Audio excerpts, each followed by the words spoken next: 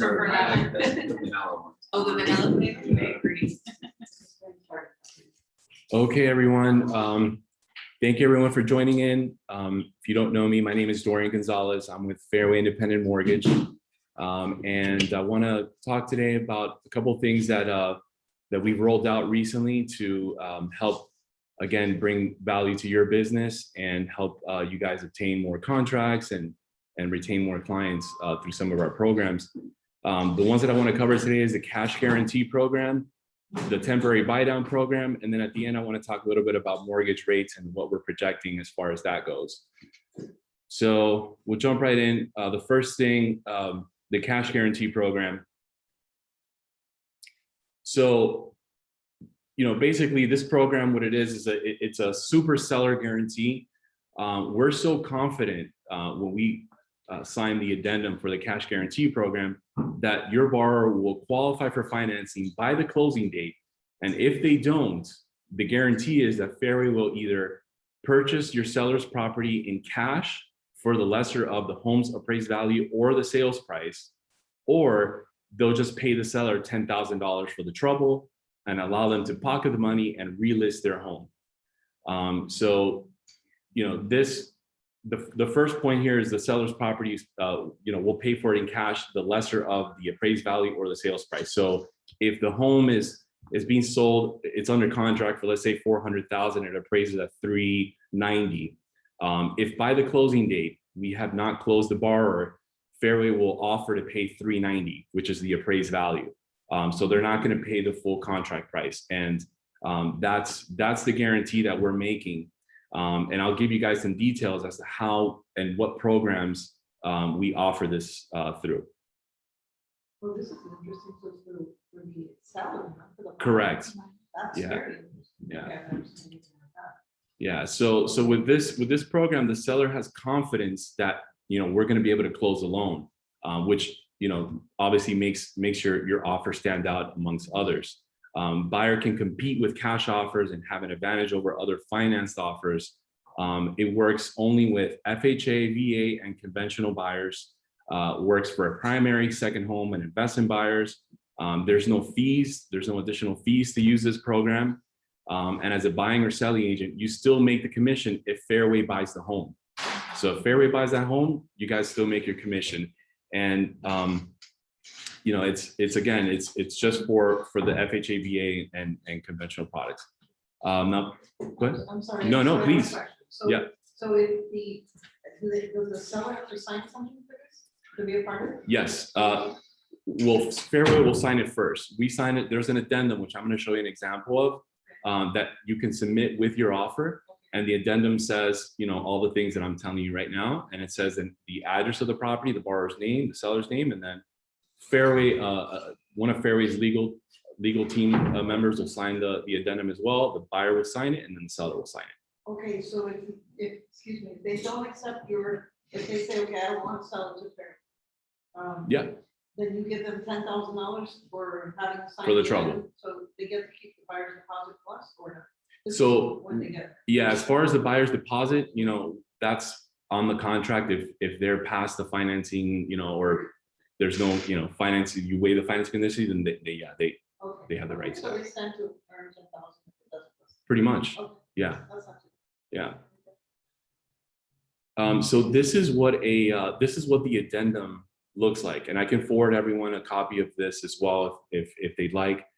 So on this addendum, what we're doing is we're waiving the financing contingency.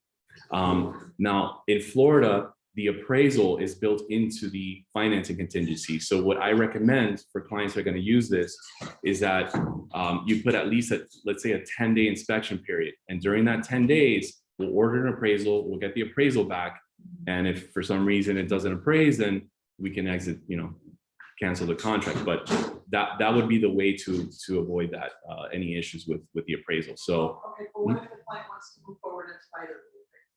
then we'll go ahead, and if they don't end up closing, we'll buy the property, but at the lower price. Correct. Yeah. So the seller is at the point where, let's say hypothetically, it doesn't go through and Fairway has to buy, can the seller still say no?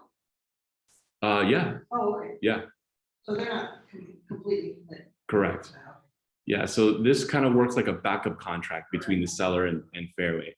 And all the, the right to terminate, meaning the inspection contingency period would still apply. So that doesn't go away.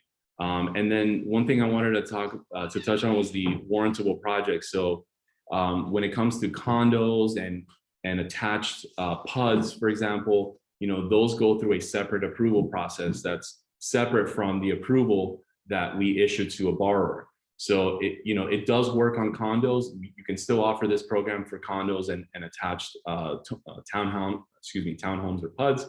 But if in case that townhouse or condo is not approvable, then the contract becomes void because the condo was just not warrantable. We weren't able to issue a warranty. And so what this is, the way that your clients can become qualified for this, we do a full credit pre-approval for your borrower. So we'll take an application with everything that goes in an application except for the property address. We'll underwrite the file, issue conditions, and we'll clear the borrower conditions. So any condition that pertains to credit, income, or assets, we'll clear those. So basically your borrower is just, the only thing that they would need to close would be the appraisal, insurance, and title. And a condo warranty if that's needed. But everything else would be cleared. And that's how Fairway is so confident that we're going to close your deal on time, because we've already basically cleared all of the borrower conditions. And so whether you use the cash guarantee program or not, I definitely recommend if you send me a client and that we go through the process of doing the pre-approval, because it makes your offer that much stronger regardless. You're submitting an offer with actual credit approval letter, not just the pre-approval. So I would recommend that anyways. And one thing that we're doing also, aside from this cash guarantee thing, and I didn't put it on the presentation, but when you submit a file for pre-approval, we can actually lock the interest rate for 120 days. It's actually on that flyer, it's the lock, shop and go, for 90 days. Yeah, there's no additional fee to lock the rate. If the rate comes down, then the borrower would benefit from the lower interest rate at the time that they're able to lock. Oh, so even though they're locked? So even though they're locked, once they get a contract, if we look at the rates on that day when they get the contract and the rates are lower, we'll give them the lower rate. So there's no downside to doing a lock, shop, and go. Basically, they're protected in case rates go up, and they'll benefit if rates come down. Okay. So that's the cash guarantee program. Does anybody have any questions with regards to that? Feel free to unmute yourselves if you do. They can click on the space bar. What's that? They can click on the space. Oh, okay. Yeah. All right. Well, I'll send out again this recording again, and if you guys have questions, please feel free to reach out. The next thing is the temporary buy down program. So I'm going to talk about what is it, what's the math, and who benefits. So a temporary buy down allows a seller and/or borrower to prepay some of the interest on a fixed rate mortgage in exchange for a discounted rate for the first 1 to 2 years of your mortgage, after which the interest rate reverts to the full note rate for the remainder of the loan. For example, a 2-1 buy down, it means that the rate is reduced 2% below the note rate the first year, and then 1% below note rate on the second year. And then after that, it's, it goes to the regular note rate through the end of the term. A 1-1 buy down is a rate that is reduced 1% below the note rate the first year, and then reverts back to the full note rate the second year through the end of the term. Is this like origination? Is it something like that?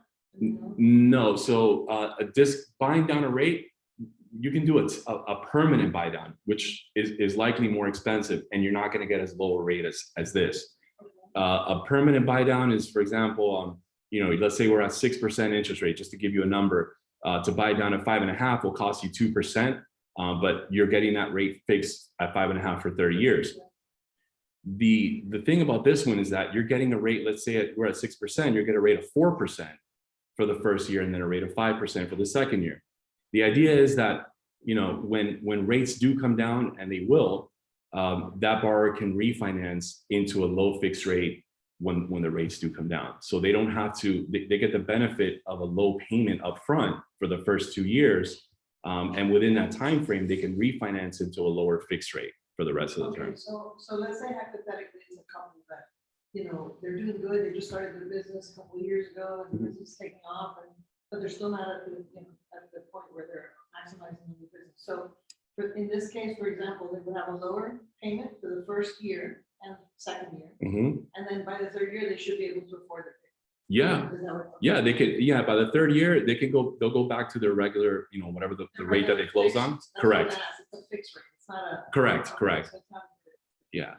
And so here's an example of a 2-1 buy down. This is on a $647,000 loan, 30-year fixed with a 2-1 buy down. So the starting, the note rate is 5.75. I just put taxes and insurance at $500 a month, just to put a round number. And so the first year, the borrower will have a payment of $34.97 as opposed to $42.76, which is their actual mortgage payment. That saves them $779 a month. On the second year, they're going to pay $38.76, which saves them $400 a month. And so the total cost of this, and the way that works is that, we'll take this subsidy, and the total cost is, in this case, would be $14,000. They'll go into a special escrow account.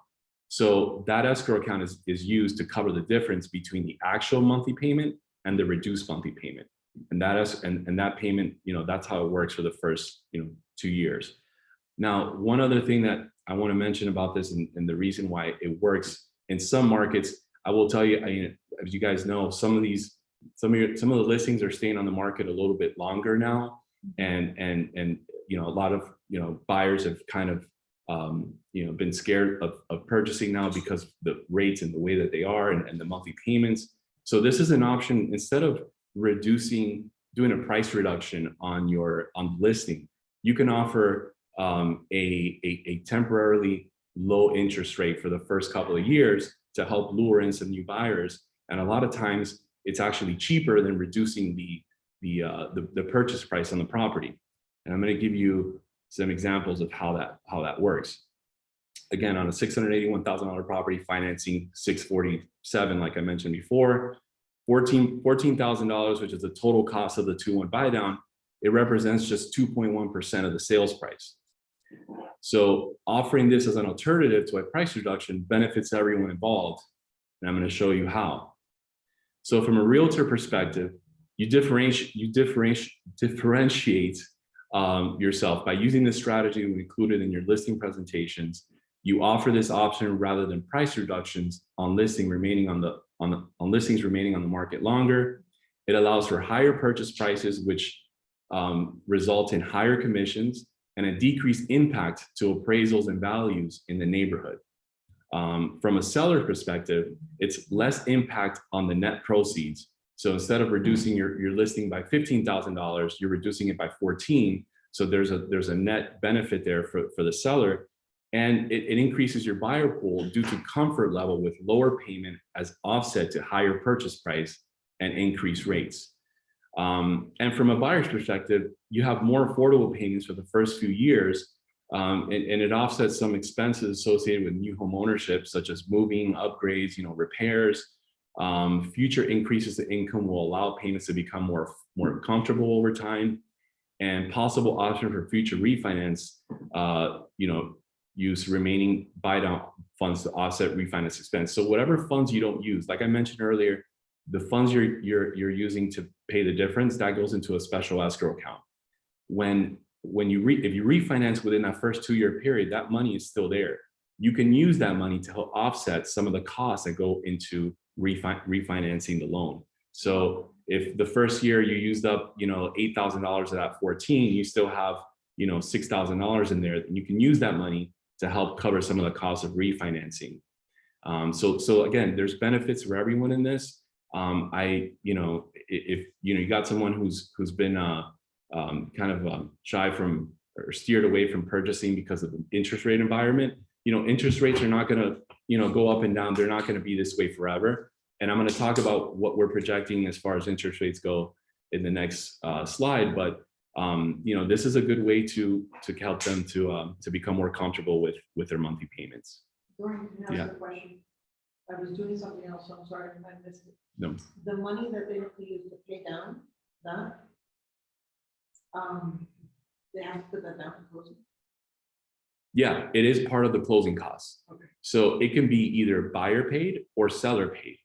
If instead of reducing a purchase price on a listing, the seller can pay the buy down and it doesn't come out of the borrower's pocket. So Okay. it could be done that way. In this case, it was 15,000, which is significant, like, if you're buying down a normal rate, Right. 1 or 2%. You're not going to It's pay. not comparable? No, Oh, because okay. you're not gonna, if, we're talking about a 6% rate and how much lower can you get permanently by paying 2% upfront? You're not gonna get anywhere near 4.5. I mean, Okay. you know, okay. That's yeah. what I was trying to figure Yeah. out. I said, where did it do that? Yeah. Just here. yeah. All right, so does anyone have any questions on this, on temporary buy down? No? All right. All right, so what are rates going to do? What are we projecting that's going to happen with that? So I'm going to talk about the current mortgage rates and several other topics to help you guys understand why rates are up the way they are and what's going to happen going forward. So this was yesterday. The average 30-year fixed rate yesterday was 5.72. As you can see, 15 years is traditionally a little bit lower. The 30-year jumbo is at 4.8, and so forth. This is just an average based on different scenarios, and this is more or less what rates were looking like yesterday. So the Federal Reserve, over time, through history, when inflation goes up, the one thing that the Federal Reserve can do is raise the Fed funds rate, raise interest rates. And the economy's response to the Federal Reserve's increase in rates is traditionally over time, we've seen that the economy has slowed and it's caused recessions in each time that that's happened. You can see in these examples that I'm giving you, inflation was 14%. The mortgage rates went from 12 to 18% when the Federal Reserve raised interest rates from 11 to 20%. And the consequences each time that the Federal Reserve has raised interest rates in response to inflation has been ultimately a recession. It's happened every single time. So if we believe that the best indication of the future is what's happened in the past, then it's logical to believe that a recession is coming. And we don't like to see a recession, but in the mortgage industry, that translates to much lower interest rates. So this is what interest rates have done during times of recessions. You can see in 1980,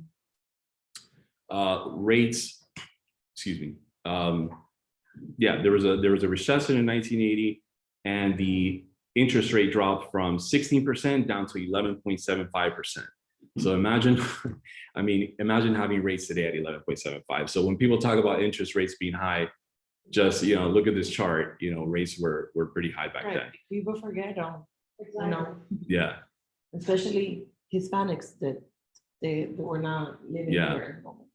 1982, we had a period of recession there. It went from 18 down to 13%. And then, you can see the rest of the chart. The most recent one was a recession that was caused due to COVID. And that recession, rates went from 3.75 down to an average of 2.75. So it's happened every single time. And what's happened with housing, housing prices have actually never declined in value during a recession, contrary to what a lot of people believe. Most people think of recession going back to 2008, 2009, and that was the only period of time during a recession where home values actually decreased in value. That was the only time, and we all know why that was. There was an excessive amount of inventory and there weren't any buyers. A lot of it had to do because, there weren't a lot of financing options available. But whatever the case may be, it was a housing related recession and housing prices came down. But every single time, aside from that one, home prices have remained to increase. So what we're projecting, home price forecast for 2022, with different organizations, put out different projections for what home prices are going to do in 2022. And this year, if we take an average of all these organizations, we're averaging a 6.7% increase this year. Now, last year we saw, I think in Miami-Dade County, I think we saw like the highest or one of the highest increases, and that was like close to 20%, or if not more. So it was around 20%. We're not going to see 20% appreciation this year, but we are going to see appreciation nonetheless. And, just goes to show, real estate is still the, best investment you can make, especially in a recession when stocks and crypto and all the other investments are going down. Real estate is one of the few investments that still appreciate in value even during a recession. So that's pretty much the end of my presentation. But what I meant, with regards to the temporary buy down, as you can see, if you think we're already in a recession, like a lot of people feel that way, or if not, you probably think, most economists think that the recession will probably be announced somewhere in the early part of 2023. If you do a 2-1 buy down or even a 1-1 buy down, it's worth it to do that. Because rates will come down, and when they do, you can secure either something in the low 4s or the high 3s. That's kind of what we're projecting the rates are going to do during times of recession. So there's a saying that's going around now, which says marry the house and date the rate, and that's kind of what I would suggest that and I talk to borrowers all the time, and I say the same thing. And lastly, there was one thing I wanted to mention here.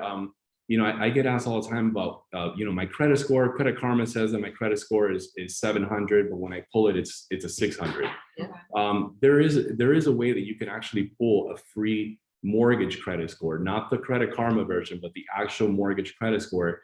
And if you go to home.com, that's Fairway's domain. We purchased that domain a year and a half ago. You can go there and there's a link that says, what's my, I want my free credit report. You can do that and it'll tell you what your mortgage credit score is, and it doesn't count as an inquiry. So it's not going to reduce your points. So Home or homes? home.com. Home. Yeah. So I recommend, yep. 010A. This one? No, This one. it's on the thing. Home.com. There you go. Yeah. My website is my website is DorianDoesLoans.com. And that's the easiest and best way for your clients to apply for a mortgage through me. And I recommend, if you guys have anything else, any questions, please feel free to unmute yourselves. And actually, I think I'll unmute the group if anybody has any questions. Let me see.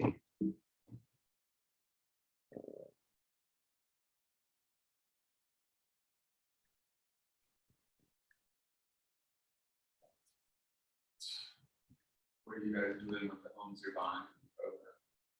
So what Fairway does with the homes, once we buy them, is we have the option to sell it back to the borrower if the borrower wants to continue with the purchase, and we can eventually close them, or we put it back on the market. So Nice. You're not like partnered with a big hedge fund or something that's buying No. all these things? No. And because we do such a good job up front of pre-approving the buyer, we really haven't had to use it very much relative to the amount. That was my next question, like how many of these homes you bought? I was guessing probably very low. Very low. Yeah, it's very low. The only time it really we would end up having to invoke that addendum is when the buyer, for example, may if they lose their job or something before Right, closing, right. something like that. That would be the only way. Yeah. So. Yeah, you're buying out of dollars. Right. Yeah. So anyway, Well, thank you everyone for joining me. I hope it was informational and They're selling some bagels. yeah. I look forward to hearing from you guys. Thank you all very much. Jonathan, thank you. Thank you, Hannah. Very nice, thank you. That was very interesting. Thanks.